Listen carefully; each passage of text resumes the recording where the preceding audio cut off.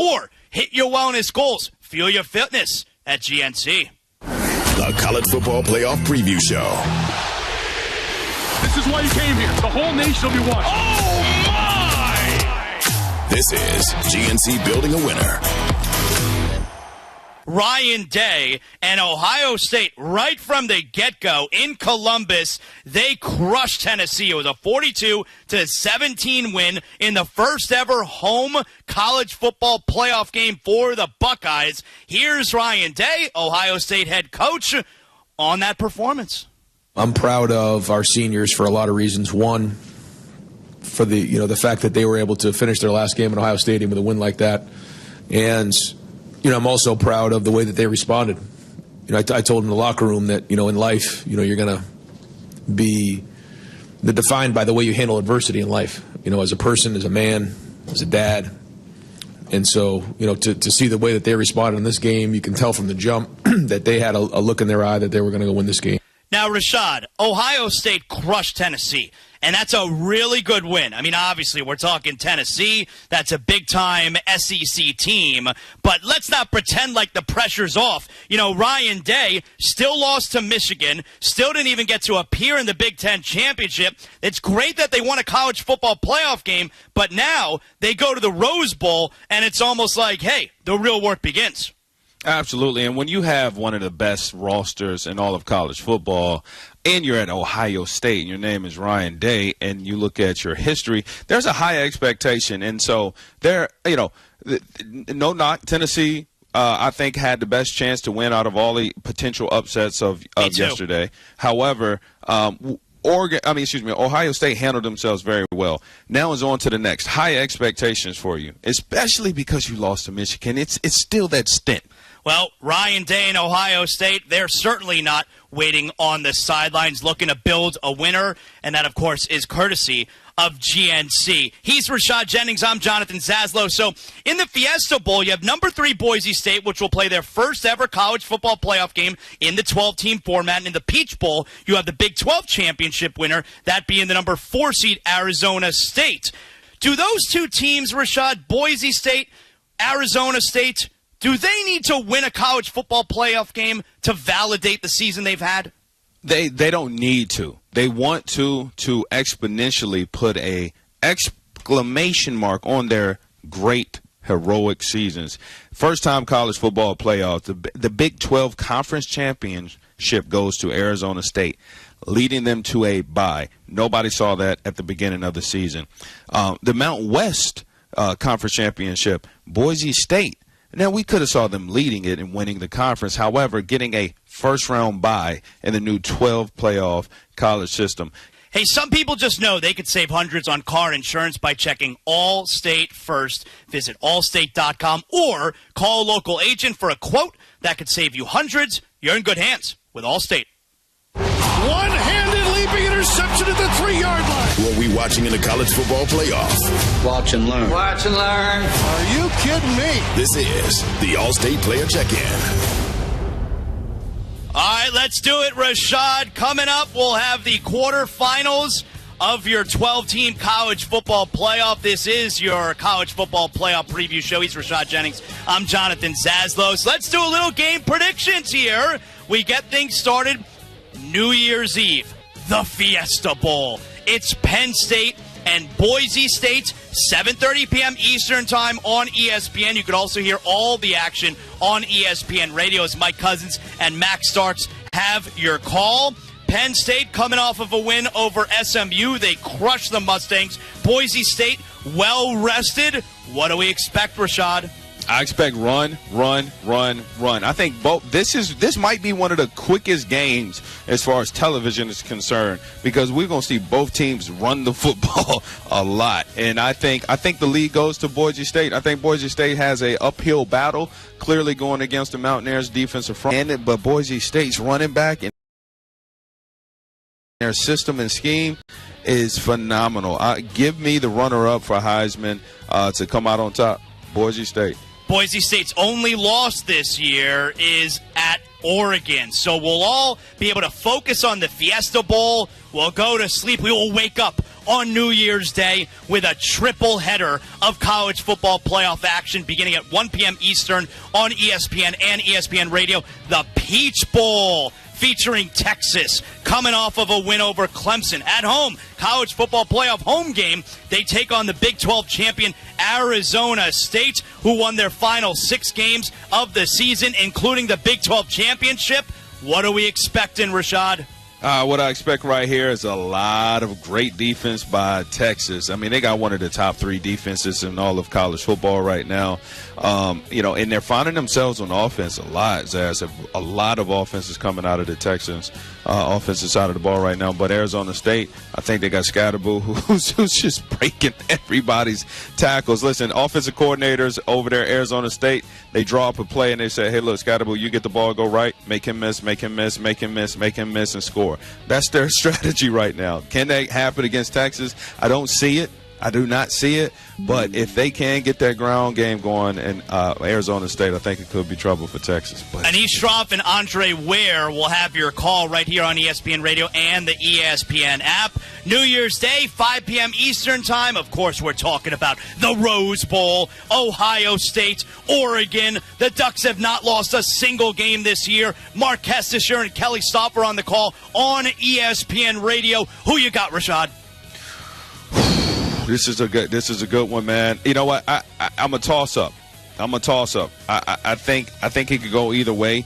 I think it's whoever scored first, honestly, in this type of atmosphere.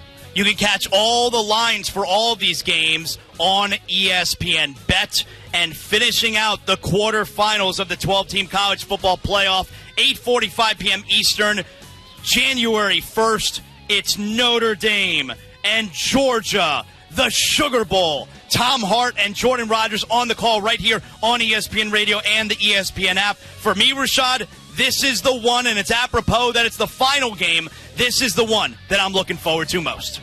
Oh, no doubt about it, man. And Georgia's obviously been playing well. I think they're going to be playing even better now that they don't have their quarterback in Carson Beck. They have to lean on the rest of their team. Notre Dame's been playing outstanding ever since they took that loss. Unfortunate for them. They had a chance to go to undefeated this year. But I like Notre Dame in this one, man. I like Notre Dame big time in this one because of their offense.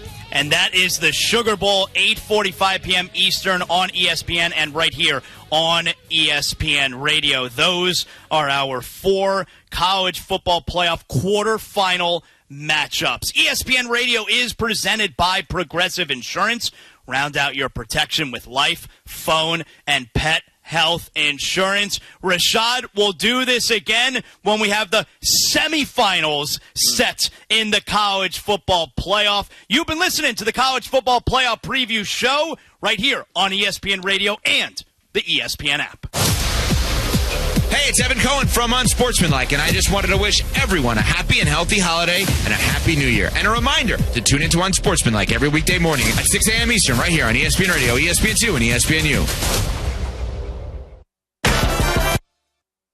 Are you ready to make a difference for the environment while helping the visually impaired at the same time? Then donate your vehicle to Heritage for the Blind today by calling 1-800-983-6530. Every donated vehicle will either be properly recycled in an eco-friendly manner or given a new life through reuse. Donating your vehicle is easy. Simply call 1-800-983-6530 and Heritage for the Blind will do the rest. They'll even arrange for your vehicle to be picked up at no cost to you. And for a limited time, when you donate your car, you'll receive a $200 restaurant voucher and a 2-night, 3-day hotel stay at one of 50 locations. Call 1-800-983-6530 right now to schedule your vehicle donation and make a positive impact on the environment while helping others. Heritage for the Blind, where every car donation counts and every person makes a difference. Call 1-800-983-6530 now. This advertisement is paid for by Heritage for the Blind. This is Freddie and Harry. Jeff in Cleveland. Man, y'all guys, man, I swear, man, it is amazing, man, how much y'all guys love and much joy y'all bring to people. Harry Douglas, you's a maniac. You said a PP man. Harry, you a fool, man. You said a PP man. Stand up. Man, y'all guys, man, I swear, y'all the best in the world. Check out more from Freddie and Harry weekdays at 3 Eastern on ESPN Radio and the ESPN app. Evan, Canty, and Michelle are Un's 5 bowl games, including the college football playoff and national championship game. Touchdown! The electricity, the atmosphere. Caught at the 5, headed to the end zone! This is why you do what you do. Bowl season continues Monday with a Trans-Perfect Music City Bowl. Coverage begins at 2 Eastern on ESPN Radio and ESPN. It's the beauty of college football. The last Monday Night Football of 2024 is upon us.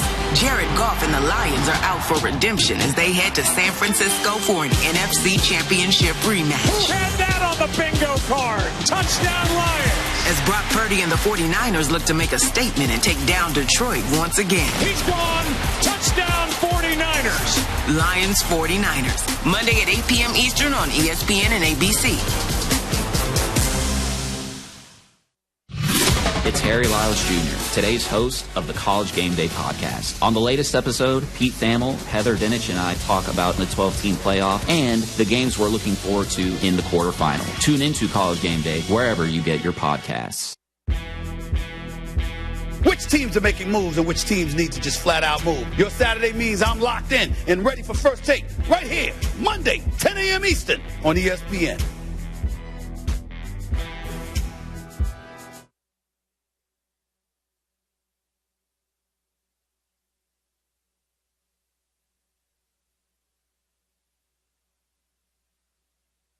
This is SportsCenter. I'm Marty Hausberger. The Rams are up 13-9 on Arizona. 2:01 to go in that game. Cardinals trying to keep L.A. from clinching a playoff spot. We're driving a bit, but L.A.'s Cameron Kinchins intercepts a Kyler Murray heave at the goal line. The Cardinals do have the ball back at their own 36. T. Higgins took over in overtime to lead Cincinnati to a wild 30-24 win over Denver. Higgins caught a 31-yard pass to set up the winning touchdown. The Bengals trying to win it from the 3-yard line of Denver. Burrow looking to throw. His pass, it is caught by T. Higgins. Touchdown! It's over. Bengals! And the final playoff spot in the AFC will not be decided until the final week of the regular season. ESPN 1530. Higgins hauled in 11 balls for 131 yards and 3 touchdowns. Cincy still needs a lot to happen next week to get in. The Broncos win against a Chiefs team that will probably rest its stars, and they take that last spot. The Chargers pummeled New England 40-7 to secure a postseason spot after sitting last year. Colorado may have the Heisman Trophy winner and expected top NFL draft picks, but BYU took it to the Buffaloes and their stars in the Valero Alamo Bowl tonight. 3rd and 3. They hand it off to Moa right up the gut for a touchdown. Almost untouched. A 13-yard score. And BYU is up 26-0. George Sedano on ESPN Radio. Cougars win 36-14. Hey, what's up? Aaron Goldhammer coming up Monday on Unsportsmanlike. We are getting closer and closer to the NFL playoffs, but we're going to tell you which contenders we believe in the least. It's Unsportsmanlike, 6 a.m. Eastern, ESPN Radio, ESPN2, and ESPNU.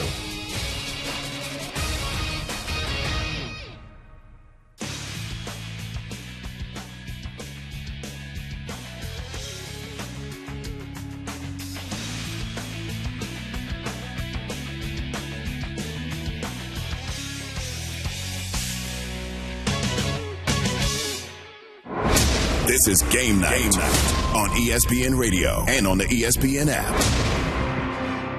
Chargers knock off the Patriots 40-7. They are in the playoffs. Touchdown, Chargers! Ladd McConkey fly that plane back to the sideline. Yeah, it's a testament to all the hard work that we put in this offseason. And, the way things have gone, it's been an honor to play alongside this team. And when they got to have it, they go out and play like they did. It's just a tremendous testament to who they are. I love these guys. Just one playoff spot remains in the AFC thanks to a Chargers dominating victory today.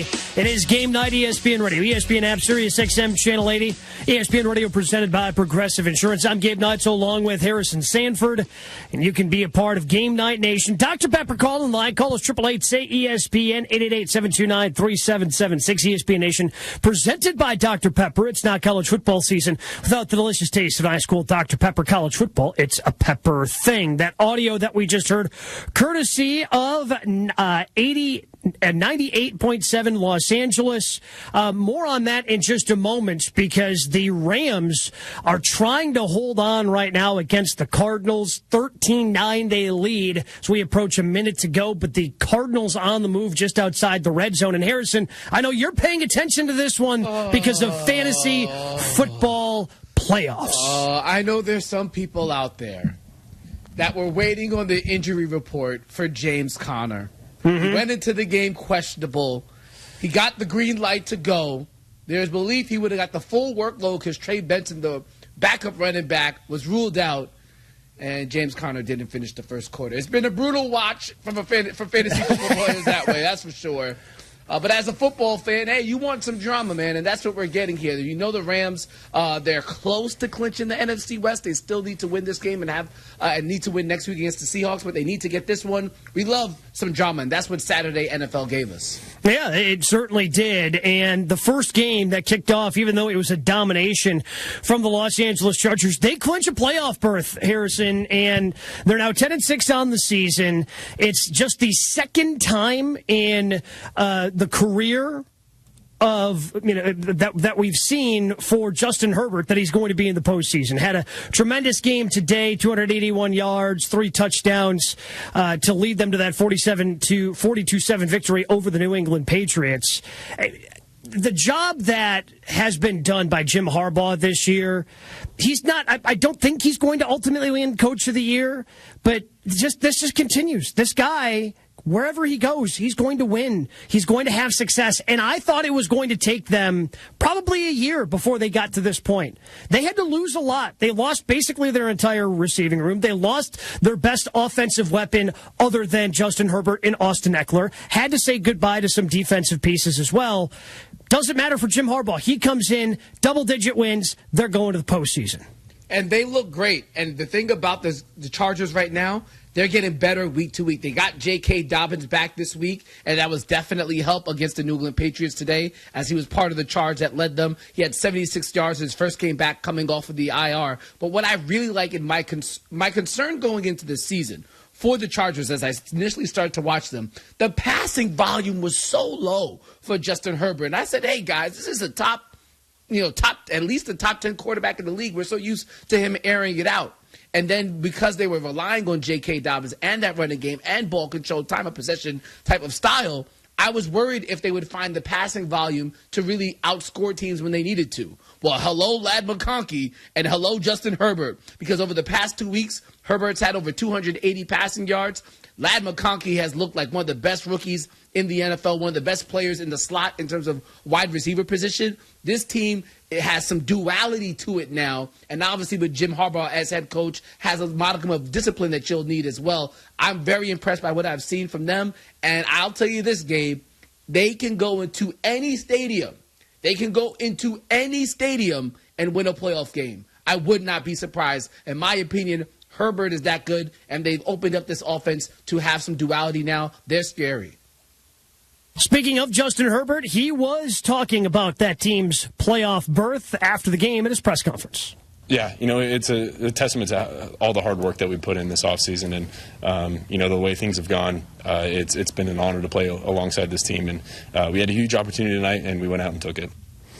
And that's exactly what they did. And I'm with you. I think that they could give a team trouble. Now, the problem with the AFC is you have the Bills and the Ravens occupying that likely the 2 and 3 spot. There is a chance that Baltimore falls out of that 3 spot, and Pittsburgh, if they lose, Pittsburgh wins. They could flop and end up Pittsburgh being champions of that AFC North. But if you're a team in the AFC, you want to get to that 5 seed, and that's still in the cards for the Chargers, because going on the road to the Houston Texans, I think the Chargers would relish a potential opportunity going on the road and walking away with a playoff victory. And for Herbert, making good after having that huge postseason lead a couple of seasons ago before they threw that away against the Jacksonville Jaguars. Don't remind him about that one. That was a brutal loss for the Chargers. But with that being said, I think that ain't happening. Hey, that ain't happening with Jim Harbaugh, head coach. I'll tell you that right now. No way, because he makes his team run the ball. They have one of the best ball control offenses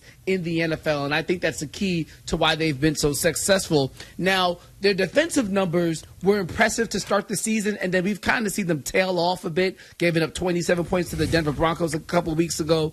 But for the most part this season, they've been solid there. And even when you mentioned the Buffalo Bills, when you mentioned the Baltimore Ravens, I'm looking at this team and I say, against the Buffalo Bills with J.K. Dobbins, they can run the ball. Against the Baltimore Ravens with Herbert, they can throw the ball. And we know those are two weaknesses of those two teams. There is no perfect team in this NFL. There is always a leak. And I think Justin Herbert and company can expose the leak. They have a chance, that's for sure.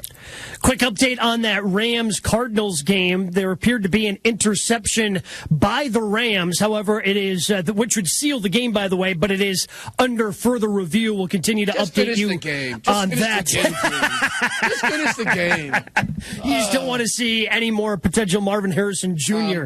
catching any more passes against your fantasy team. But another receiver who had a great game today, a rookie wide receiver, Ladd McConkey, now over 1,000 yards receiving, 1,054 yards. That is the most by a Chargers rookie in franchise history. He joins Keenan Allen, who had 1,046 back in 2013, and the great John Jefferson, who had 1,001 yards back in 1978, as the only Chargers players to eclipse 1,000 receiving yards in their rookie season. And his head coach, Jim Harbaugh, had some good things to say about his rookie wide receiver after the game.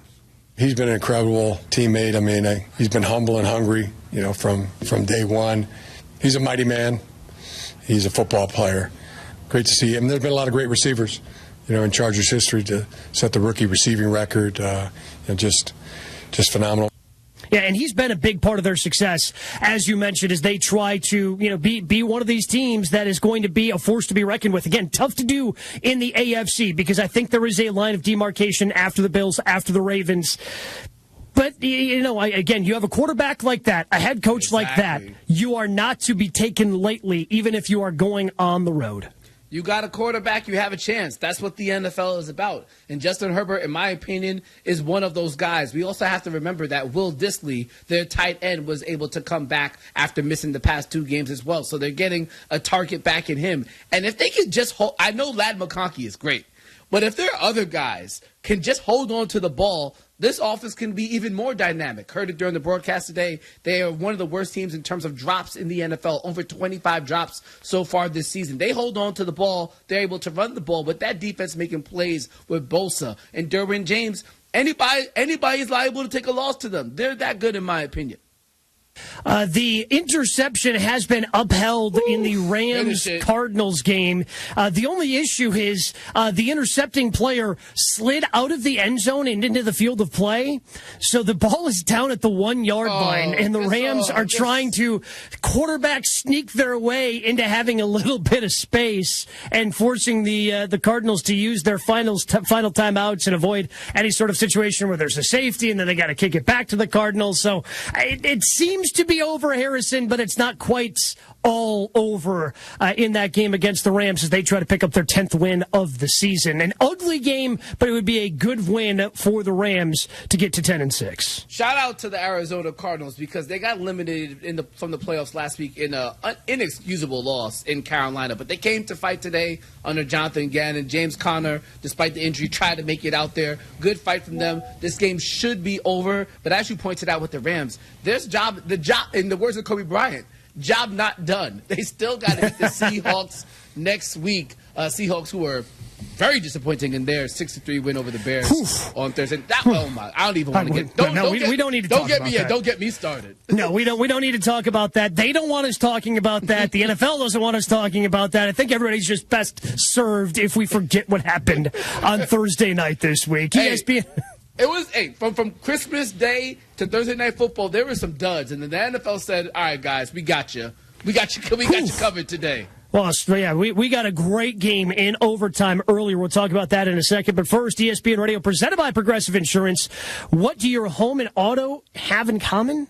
They're yours, and Progressive protects them both. Bundle and save today at Progressive.com. Does the Bengals playoff push put Joe Burrow in the MVP race, especially after another great performance from him and a thrilling victory? We discuss. It's game night on ESPN Radio and the ESPN app. This week on Football Sunday on ESPN Radio. Touchdown, Bills! Josh Allen and the Buffalo Bills. Aaron Rodgers and the New York Jets. Rodgers toward the goal line, caught, touchdown. Head-to-head in Orchard Park. The Jets at the Bills. Coverage begins tomorrow at noon Eastern on select ESPN radio stations. Every 40 seconds, a child is reported missing. That's 2,000 children every single day. It's a heart-wrenching reality that we can no longer ignore. Find the Children is a non-profit organization dedicated to helping find missing kids. You can be a part of their mission by donating your unwanted vehicle, running or not. Call 1-800-294-0222. We guarantee that you will receive the maximum tax deduction. We provide fast, free pickup with 24-hour response. Call 1-800-294-0222. Find the Children provides crucial resources to help find missing children and educational materials to teach kids how to recognize and avoid predators. Our recovery programs have a proven track record of reuniting kids with their families. It's time to act. Donate your unwanted or unused car. Help us build a world where every child is safe. Pick up the phone and call 1-800-294-0222. Together, we can bring these kids home safely. This advertisement was paid for in partnership with Cars R Us and Find the Children. Hey guys, Kevin Clark from This Is Football Podcast, Momar Productions. This week, Dan Orlovsky joins me to break down all of the Week 16 action and looking ahead to Week 17. That's This Is Football, wherever you get your podcast. Which teams are making moves and which teams need to just flat out move? Your Saturday means I'm locked in and ready for First Take right here, Monday, 10 a.m. Eastern on ESPN.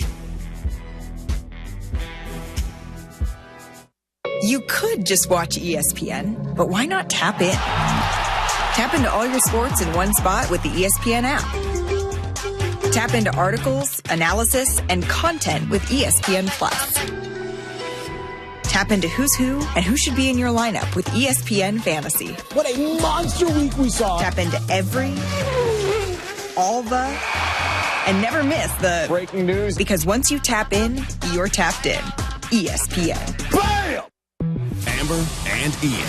Dan Lanning, head coach of the Ducks, here with us on ESPN Radio. Oregon is undefeated. They're number one, yet they get the winner of Ohio State, Tennessee. People are saying that that's a flaw in this system. How do you feel? What an opportunity, man. We get a chance to go play some of the best teams in the nation, and it's not supposed to be easy to get to a national championship, but that's the furthest thing from my mind right now. Like, I'm focused on what's next for us. Amber and Ian, weeknights at 7 Eastern on ESPN Radio. It's bowl season on ESPN Radio. 25 bowl games, including the college football playoff and national championship game. Touchdown! The electricity, the atmosphere. At the 5, and into the end zone! This is why you do what you do. Bowl season continues Monday with a Trans-Perfect Music City Bowl. Coverage begins at 2 Eastern on ESPN Radio and ESPN. It's the beauty of college football.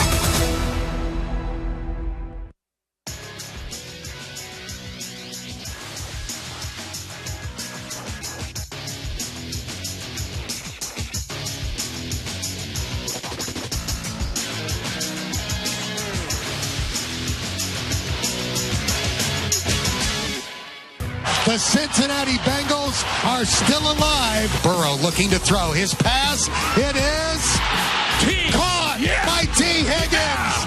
Touchdown. It's over. Bengals. I don't know that anybody can stand on the field and watch Joe Burrow and say he's not the best player in the world, and then you can transfer that argument to Jamar Chase as well, and you can argue those two to death. We know we can hang with anybody. We've proven that this year. We've played every single team close.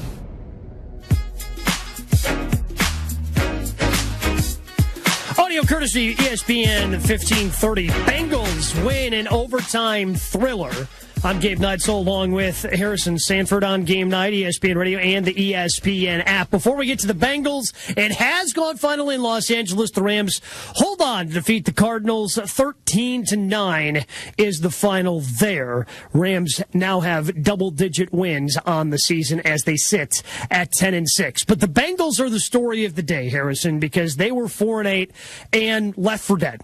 And look, chances are they still need to have four things, I guess, if you include the win, that they still need to get in their regular season finale. They still need another Broncos loss and then a loss tomorrow or next week by both the Dolphins and the Colts. So still a lot of things have to go the Bengals' way.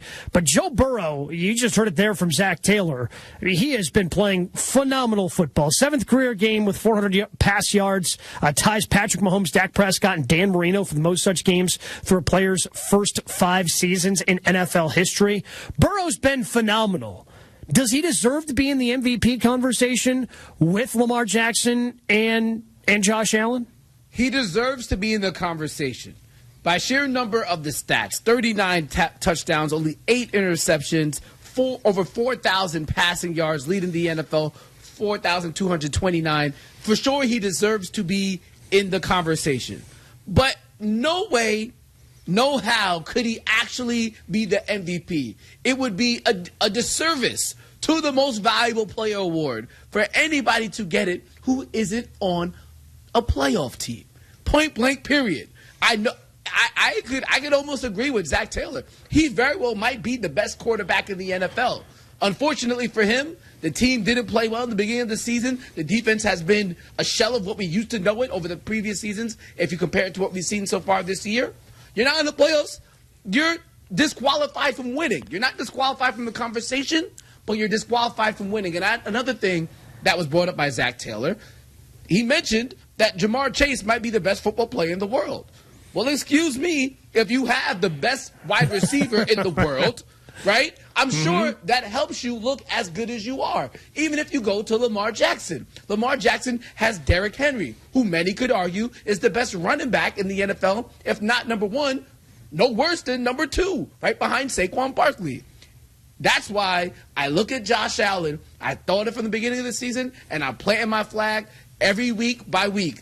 Josh Allen does not have the quality of talent that those three aforementioned players have. Josh Allen puts on the Superman cape every single week. He's throwing, he's running, he's doing it all. They clinch the division. They'll probably have the number 2 seed, and they beat the Chiefs. It's Josh Allen, and for me, there's no real discussion to have. I think people just try to keep the conversation fresh.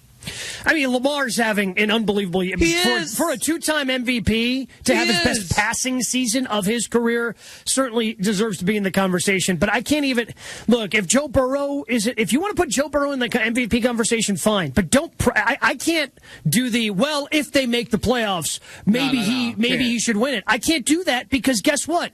Like Joe Burrow's a really good player, whether or not the Colts lose a game down the stretch, right? Like that's where you got to put him in there if they make the playoffs. That's where it gets lost on me because Joe Burrow is really good, whether or not the Dolphins lose tomorrow, and then the Colts lose next week, and then the Denver Broncos lose next week as well. Like, so many things still have to fall in line. It's all out of his hands. All he can, and let's be honest, a lot of it's been out of his hands this year anyway because he's put up unbelievable numbers. He's got the most touchdown passes in the NFL, and his defense has let him down this year. There's no way around that. They've lost every shootout they've been in because their defense can't stop a nosebleed right now.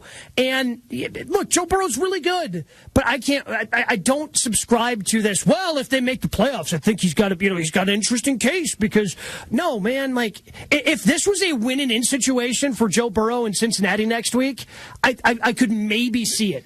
But because so many things still have to fall their way, like Joe Burrow's this good, regardless of all the extenuating circumstances around Cincinnati. And I would say this, too. The sheer fact that they're even in this position, I can't give him the MVP because of that. Now, yes, his defense has failed him, but I go back to early in the season. Remember, back at Paycor Stadium, the stadium that the naming rights of the stadium were made so Joe Burrow can get that contract. Back at Paycor Stadium, they were taking on the Baltimore Ravens. When they were taking on the Baltimore Ravens, they went to overtime. I remember it was they had to settle for a field goal because they weren't confident in getting a 1-yard field. They weren't confident in getting 1 yard.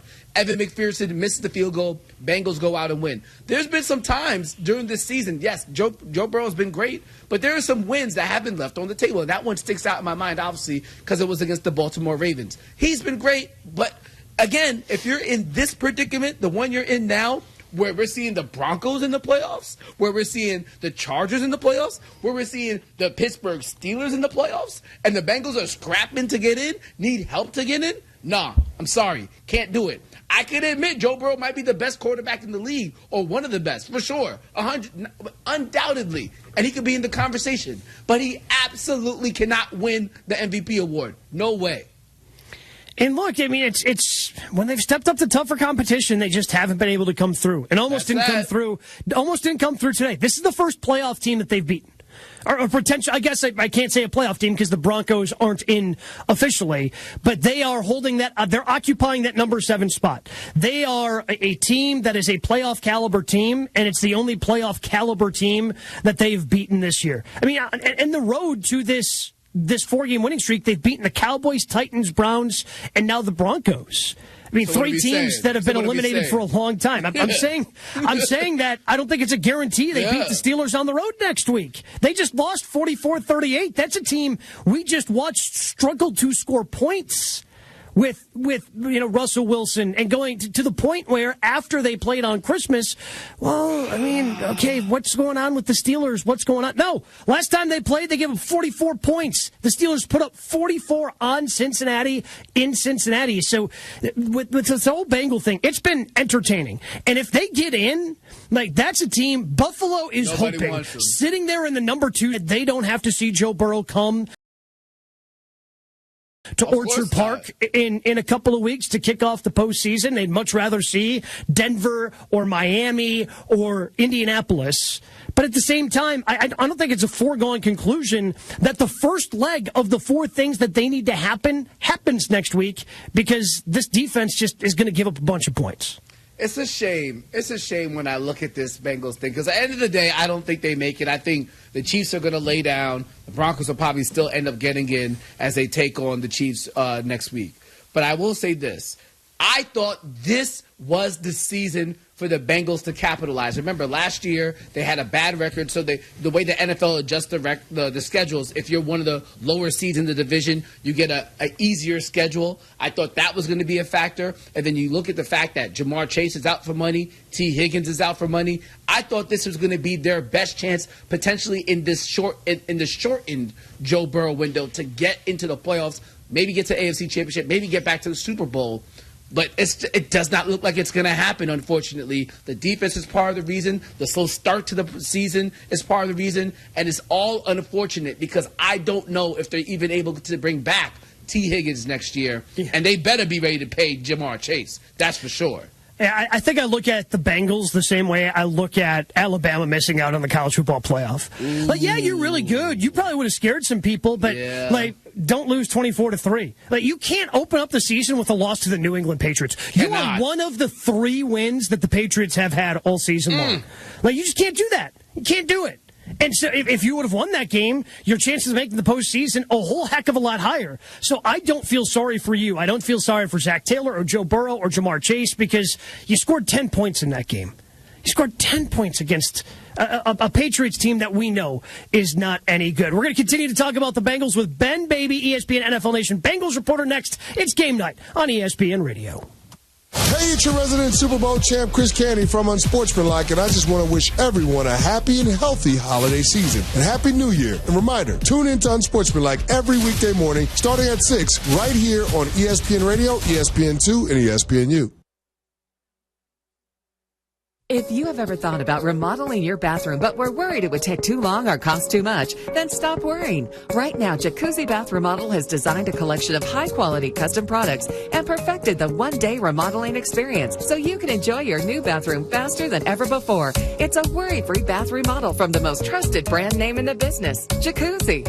A jacuzzi bath system fits in your existing tub space. It's a no-mess installation with an amazing style selection, factory-certified installers, and a limited lifetime warranty. Call 800-717-4599. That's 800-717-4599 right now and get 50% off installation with no interest and no payments for 12 months. Replace that old bathtub today with a walk-in shower for a safer bathing experience. If you have lived in your home for over 15 years, it's time to remodel your bathroom. For a virtual or in-home appointment, call 800-717-4599. That's 800-717-4599. 800-717-4599.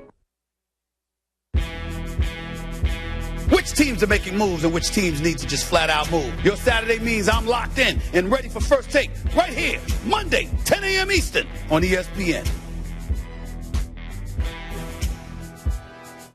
I'm a Florida State fan. Oh, my goodness. I listen to you, Stuart, just about I thought you were a Bama fan. Oh, my goodness. Paul Feinbaum. Weekdays at 3 Eastern on the ESPN app and the SEC Network. Central Division rivals clash on ESPN Hockey Night. Dallas. Definitely a playoff team. There's no question about it. And its stars. Duchesne scores! Odger kept it out! Jason Robertson! Travel to the Windy City to face Connor Bedard and the Blackhawks. He's the heartbeat of this team. Bedard with a shot, he scores! That's hockey. ESPN Hockey Night presented by Expedia. Stars Blackhawks at 8:30 Eastern, Sunday on ESPN. It's bowl season on ESPN Radio. 25 bowl games, including the college football playoff and national championship game. Touchdown! The electricity, the atmosphere. At the 5, and into the end zone! This is why you do what you do. Bowl season continues Monday with the Trans-Perfect Music City Bowl. Coverage begins at 2 Eastern on ESPN Radio and ESPN. It's the beauty of college football. You could just watch ESPN, but why not tap in? Tap into all your sports in one spot with the ESPN app. Tap into articles, analysis, and content with ESPN Plus. Tap into who's who and who should be in your lineup with ESPN Fantasy. What a monster week we saw. Tap into every, all the, and never miss the breaking news. Because once you tap in, you're tapped in. ESPN. Bam!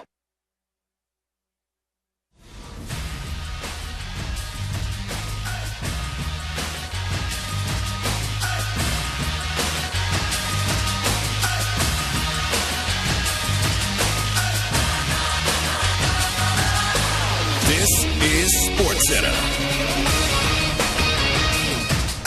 I'm Marty Hausberger. Last game of the NFL on Saturday. The Rams got on the board first against the Cardinals. 3rd and goal from inside the 1. Ball on the right hash. Matthew Stafford under center. Gives to Kyron Williams. Trying to slide through the right side. Fighting through contact. And he's in! Kyron Williams, the battering Ram, punches it in. 7-10, ESPN LA. The Rams never trailed, getting field goals from there on out to secure a playoff berth with a 13-9 win over Arizona. The Cardinals had 2 chances at the end of the game to win it, but Kyler Murray was picked off both times at the goal line. Also in, LA's other team, the Chargers. The Bolts secure a postseason spot by embarrassing the Patriots 40-7. The Bengals overcame a late Broncos touchdown that forced overtime and a missed short field goal attempt in OT to beat Denver 30-24. The Bengals win it on a 3-yard toss from Joe Burrow to T. Higgins, who caught all of Joe Cool's 3 TDs.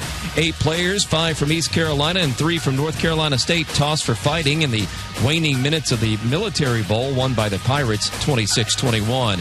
At the Valero Alamo Bowl on ESPN Radio, BYU got it done on the ground, through the air, and on special teams. Kingston, he's going to field it and run. He's at the 40, 45, right up the gut. Has a huge hole on the left side. He's in Colorado territory. He may go down the sidelines at the 10, 5, touchdown. Parker Kingston with George Sedano on ESPN Radio. The Cougars thrash Colorado 36-14. Jalen Brunson puts in 55. The Knicks beat Washington in overtime.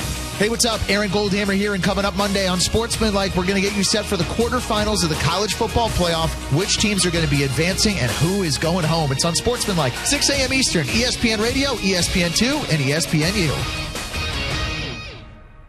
The Cincinnati Bengals are still alive. Burrow looking to throw. His pass, it is caught by T. Higgins. I don't know that anybody can stand on a field and watch Joe Burrow and say he's not the best player in the world. It's Game Night, ESPN Radio, ESPN app, SiriusXM Channel 80. Gabe Neitzel, Harrison Stanford hanging out with you tonight.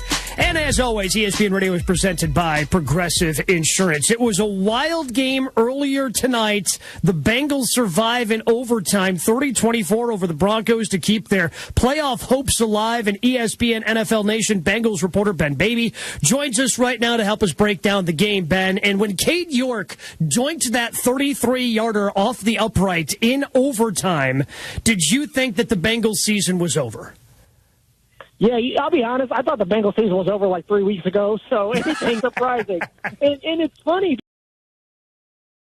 because guys, when they went to 4-8, I mean, they weren't technically eliminated, but everyone talked about this season being over. There wasn't any talk of, oh, yeah, we still got a shot. I think they understood how tough the deck was stacked against them. And then sure enough, they've been able to go out and now win 4 straight games, pick up their first win over a team with a winning record.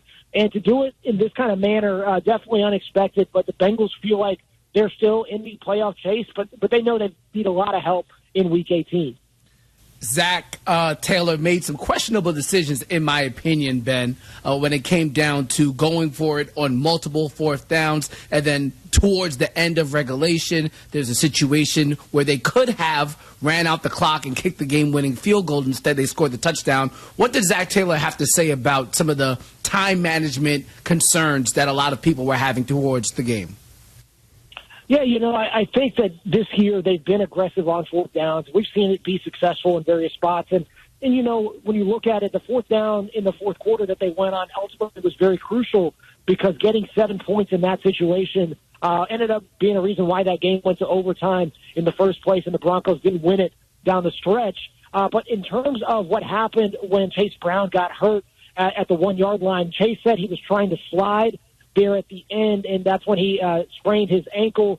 And whenever that happened, Taylor told us in the post-game press conference that changed their plan. They were going to go down and try to kill the clock and then get the field goal at the end of regulation.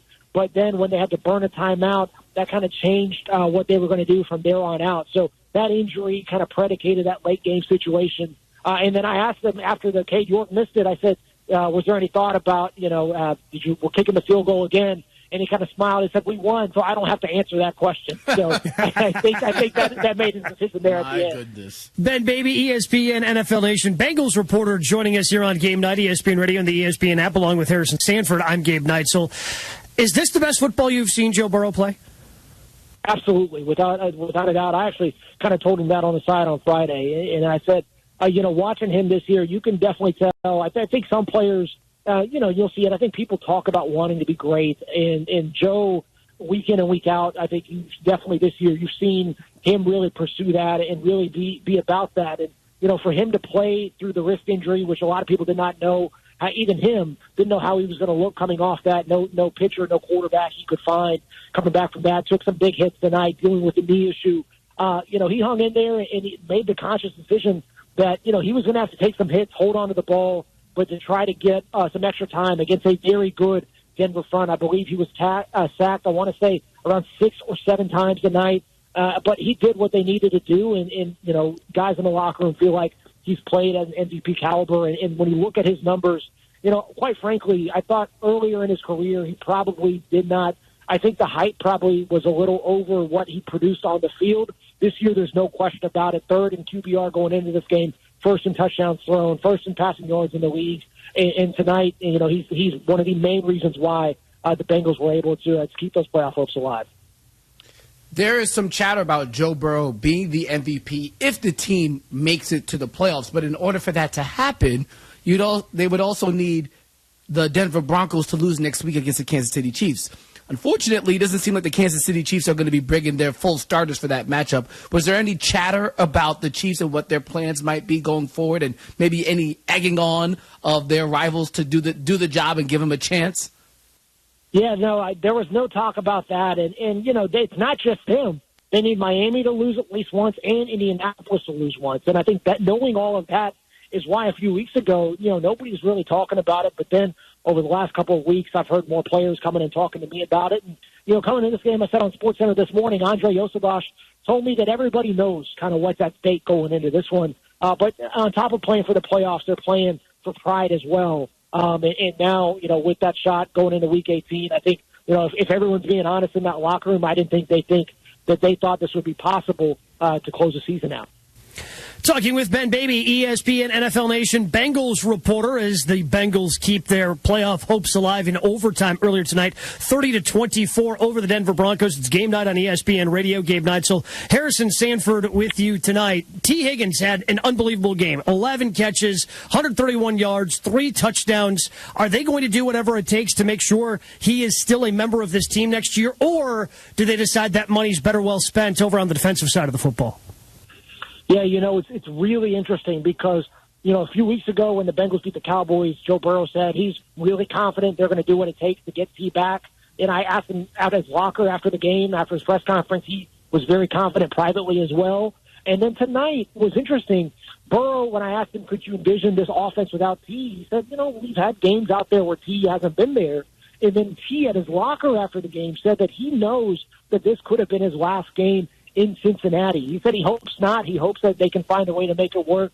But he kind of has made the math, knowing and knows what's at stake for him moving forward. And tonight he showed why he could be a number one receiver somewhere else and have the kind of performance that you need in a massive situation. So I think everybody knows the realism of, this could have been T's last game as a Bengal in Cincinnati. But I think they're going to try to see what might work. And knowing not only do you have to fix the defense, but also a guy by the name of Jamar Chase is going to want to get paid as well. And he might win the Triple Crown, and that will not be a cheap contract either.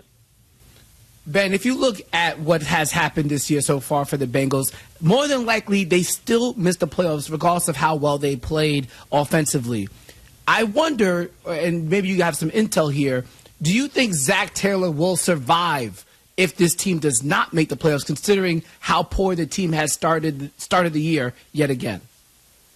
Yeah, I haven't heard anything so far that would indicate that. I know that there's been, some grumblings from fans and whatnot, but you see kind of how they've played over the course of this backstretch of the year. I think, it's impressive that they haven't folded yet. At 4-8, it could have been easy for them to pack it in. Said they won 4 straight games, one tonight against a very good Denver defense. I imagine there will be, some pressure if they don't make the playoffs this year about especially those slow starts, which have been a characteristic of his teams for the last 6 years. I think there's going to be questions about Lou Anarumo's future moving forward, given how the defense played this year. But, Joe has had a lot of support of Lou, a guy that he's known for a long time, a friend of the family for the Burrows and his dad, Jimmy. So, we'll see what happens. I think that, asking about Taylor's future, that might be a little premature. But, I think that if the Bengals don't make the playoffs, there are going to be some conversations about how this staff is built moving forward. And definitely it will be all eyes on Taylor in 25 to see if they can fix some of the issues that kept them out of the playoffs this year. Ben, we appreciate the time, appreciate the insights of the Bengals as they pull off the win in overtime tonight. Yep, thank you all.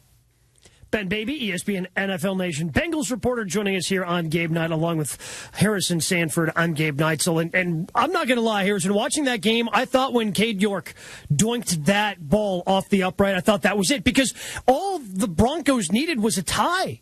A tie got them into the postseason. As long as they didn't lose tonight, that would have secured a postseason berth for them. Instead, they give it up on a 3-and-out, and ultimately the Bengals go down, score a touchdown for that 30-24 final. It was incredible to see the Bengals come back after all those missteps that they had. When that Marvin Mims reception happened in the end zone, I thought, oh, my goodness, I can't believe it. I can't believe that this is actually going to happen. But kudos to the Bengals. It wasn't just like they got the ball to start overtime and they scored on the first drive. They had to get some defensive stops as well. So kudos to them. They stayed alive for another week. I think it's all about signed, sealed, and delivered next week. Even if they do end up getting a win over the Steelers, but hey, they did make it entertaining. They have gone out. They did go out swinging. They have gone out swinging. Meanwhile, the final game on the NFL slate today, the Rams. They're taking a little baby step closer to winning that NFC West title. We go over them coming up next. It's Game Night, ESPN Radio and the ESPN app. Georgia versus Notre Dame. There's a different feel to the playoff. Boise State versus Penn State. There's an intensity that gets ratcheted up. Oregon versus Ohio State. The stakes get much higher. Arizona State versus Texas. The magic continues. The College Football Playoff Quarterfinals. New Year's Eve and New Year's Day on ESPN Radio and on ESPN. The College Football Playoff has arrived. Georgia versus Notre Dame. There's a different feel to the playoff. Boise State versus Penn State. The stakes get much higher. Oregon versus Ohio State. There's intensity that gets ratcheted up. Arizona State versus Texas. The magic continues. The College Football Playoff Quarterfinals. You can feel the electricity. New Year's Eve and New Year's Day on ESPN Radio and on ESPN. The last Monday Night Football of 2024 is upon us. Jared Goff and the Lions are out for redemption as they head to San Francisco for an NFC Championship rematch. Who had that on the bingo card? Touchdown Lions! As Brock Purdy and the 49ers look to make a statement and take down Detroit once again. He's gone. Touchdown 49ers. Lions 49ers. Monday at 8 p.m. Eastern on ESPN and ABC.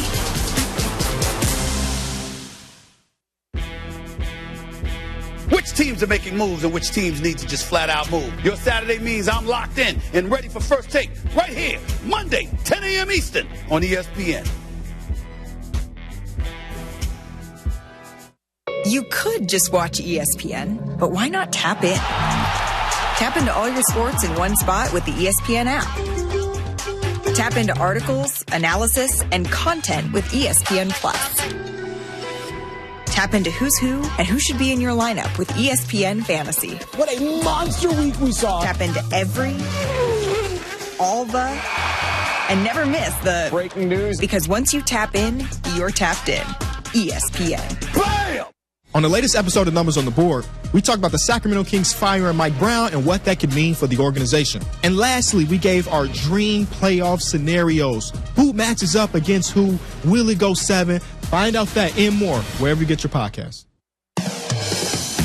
Central Division rivals clash on ESPN Hockey Night. Dallas. Definitely a playoff team. There's no question about it. And its stars. Duchesne scores! Odger kept it out! Jason Robertson! Travel to the Windy City to face Connor Bedard and the Blackhawks. He's the heartbeat of this team. Bedard with a shot, he scores! That's hockey. ESPN Hockey Night presented by Expedia. Stars Blackhawks at 8:30 Eastern, Sunday on ESPN. This is Freddie and Harry. Jeff in Cleveland. Man, y'all guys, man, I swear, man, it is amazing, man, how much y'all guys love and much joy y'all bring to people. Hey, Harry Douglas, you's a maniac. You said a PP man. Harry, you a fool, man. You said a PP man. Stand up. Man, y'all guys, man, I swear, y'all the best in the world. Check out more from Freddie and Harry weekdays at 3 Eastern on ESPN Radio and the ESPN app.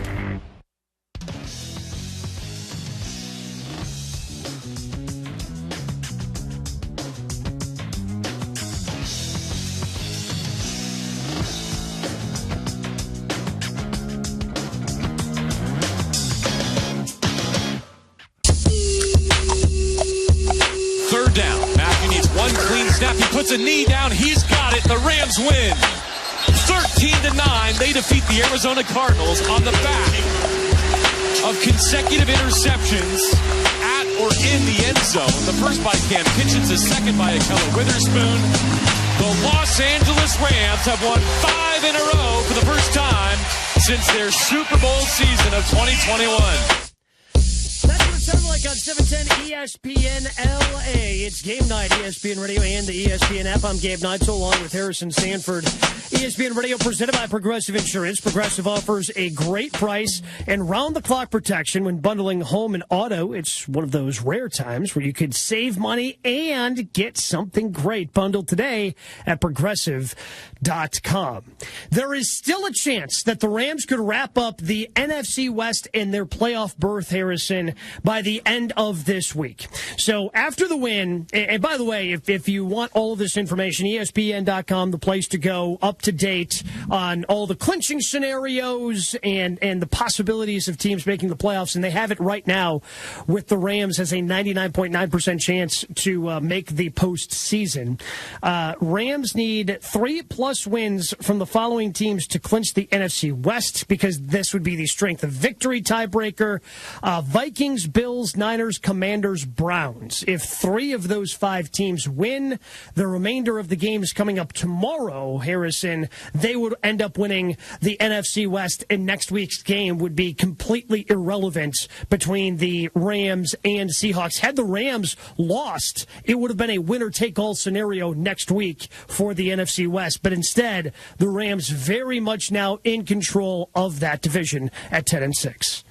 And they're a scary team if they make it to the postseason. I'll tell you that. You know, it's interesting. If you go all the way back to week number 8, it was at that point there was some murmurs around what the Rams might be doing going forward. Were they going to trade Cooper Kupp? Was this going to be the last season for Sean McVay? What happened during that Thursday night football that week? They beat the Minnesota Vikings 30-20, and that was a game where Puka Nacua made his return back to the team. And ever since then, this team has been different. It feels as if this offense now has some more weapons to it. Kyren Williams has been solid as a rock all season long. But now you bring back Puka Nacua. It feels as if this defense continues to get better week over week. Jared First on that defensive line has been a force for them. I think this team, not just this team, but almost any team in the NFC is a liable threat to win multiple playoff games. The way this Rams team, they can expose the Minnesota Vikings secondary,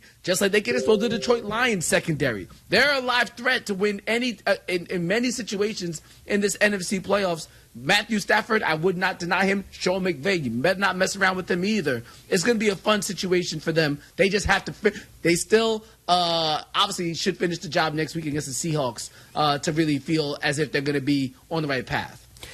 It's a situation where I'm with you. The NFC feels a lot deeper than the AFC does to me. And a lot of that has to do with how beat up the Lions are on defense and the number of injuries they had. If they were half as healthy, I guess, if half the names that are on the IR right now were back, and I'm not even including Aiden Hutchinson, who's been out for so much of the season, I feel like it would be a different feeling with the Lions. We just don't quite know what that defense is going to look like with all the different injuries they had. Yes, they looked good against the Chicago Bears last time out, but I mean, who hasn't looked good against the Chicago Bears? On defense. Well, defensively, they look fine. They were fine defensively. Yes.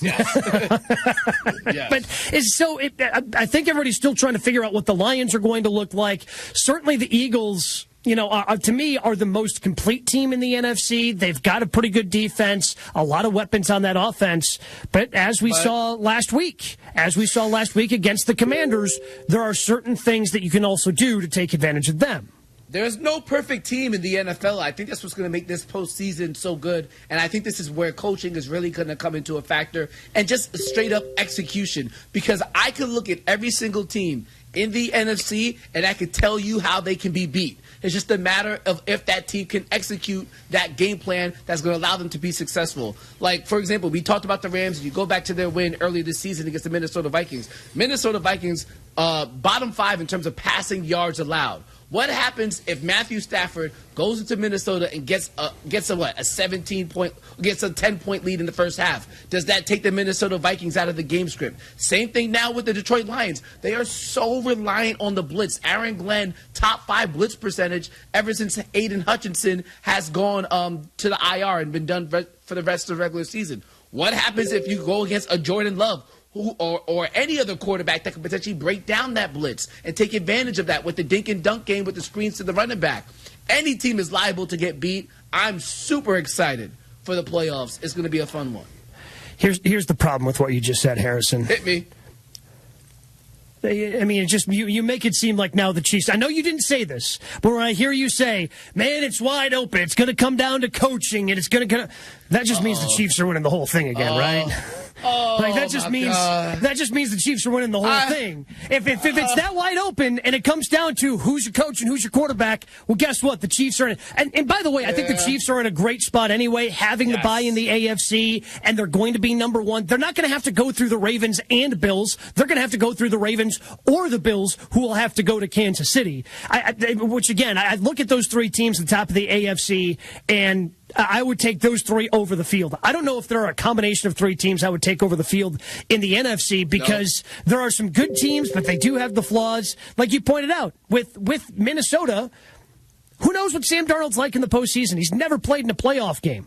Who knows? The Packers are beat up pretty, on defense, and their cornerbacks can certainly give up a number of yards. You mentioned the Lions, how beat up they are. Like in the NFC, it just becomes a lot more interesting, because also the quarterbacks in the NFC. When we're talking about the teams from the AFC, the three teams that have separated themselves, to me, are the three teams with the best quarterbacks. Joe Burrow's probably not making it, so the three best quarterbacks, or probably the three best quarterbacks in the league, are the ones who are going to fight it out in the AFC.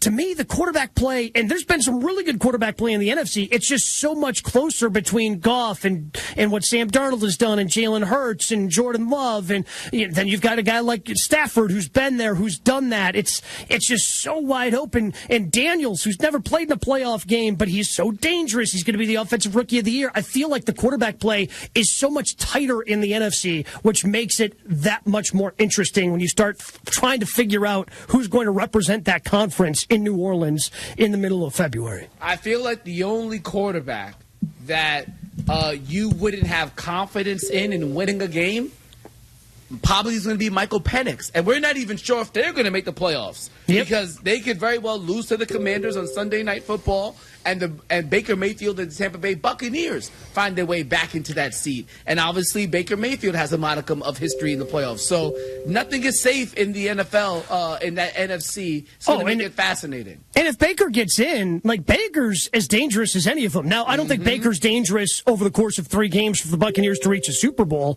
but in one game, we've seen Baker be able to put together, again, the issue with Baker is, can he be consistent enough over a stretch to get you as far as you need to go? But if you just need one game, especially in the opening round, Baker can go off for 4 touchdowns, 300-plus yards, and absolutely light up any of those defenses. And that's if the Buccaneers were to make it over the Falcons, which I do think is a high probability, that just makes the NFC that much deeper.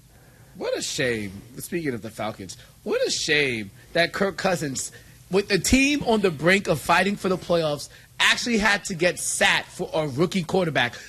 Okay, I totally understand that it was time to go to Michael Penix, but what a sad state of affairs that with the playoffs on the line, the best course of action for Raheem Morris is to sit their veteran quarterback and give Michael Penix his first starts of his NFL career during the major stretch of the season to clinch a playoff spot. If that isn't an indictment on Kirk Cousins, I don't know what is. It's incredible to me. Oh, yeah. The crazy part about that is if they make the playoffs, if the Falcons win their next 2 games, career start number 4 for Michael Penix Jr. is going to be starting in a home game, and not because of an injury. Right? We've seen other quarterbacks be forced into opportunities because of injuries. I think everybody thinks of Nick Foles. Granted, it wasn't a rookie, but Nick Foles wasn't expected to be the quarterback of the Philadelphia Eagles when they won the Super Bowl handful of years ago. So we've seen that with injury. But Kirk Cousins isn't injured. Penix is just in there because they didn't have any better options. Incredible. And they had to go, get in there, kid. Hopefully it works out.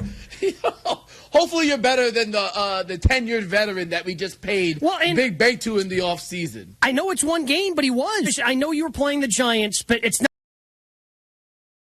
not like you were playing a murderer's row during the 4-game losing streak, and even the game that Kirk Cousins won where he didn't play well.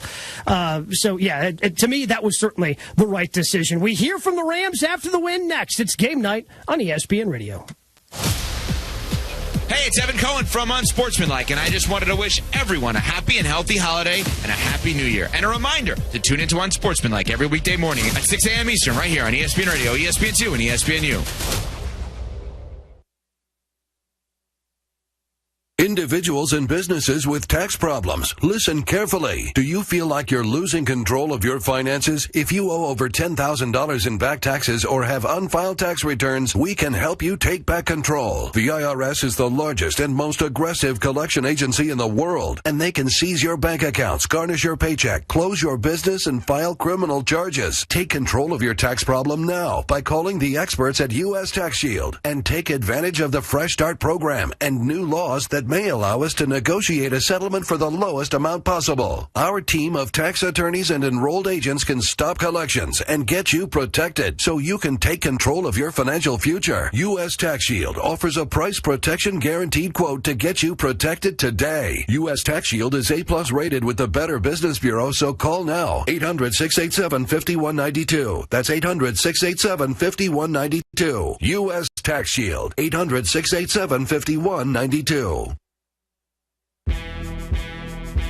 Which teams are making moves and which teams need to just flat out move? Your Saturday means I'm locked in and ready for First Take right here, Monday, 10 a.m. Eastern on ESPN.